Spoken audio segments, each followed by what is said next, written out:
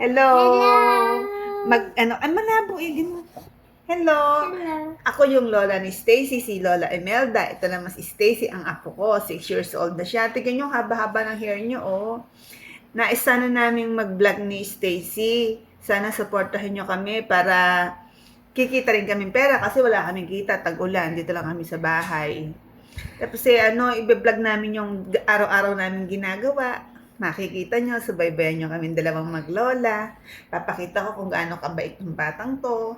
Tapos, maganda siya. Tapos, ang haba ng hair niya. Tingnan mo, kaya lang, madalang masuklay. Pasensya na kayo. Madalang masuklay. Ba't naman madalang masuklay? Buhok mo. Pero, maganda pa rin. Kahit na hindi siya nagsusuklay. Tingnan nyo naman, oh. Ganda-ganda niya. Tapos, lagi siya dito nagsa-cellphone. Pero naman, tumitigil naman minsan.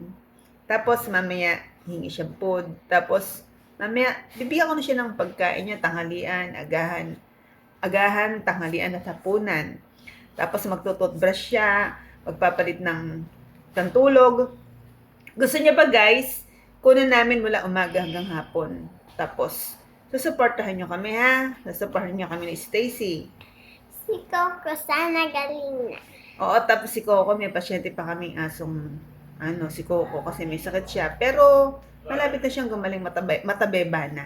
Tapos kung magsalita pa kami, iba pa. Sana matabeba, magandeda, ganun ang salita namin. Supportahan niyo kami ni Stacy ha. Ang pangalan pala ng vlog namin, nung magiging, namin, later na lang, pag-uusapan pa namin kung ano magandang vlog na.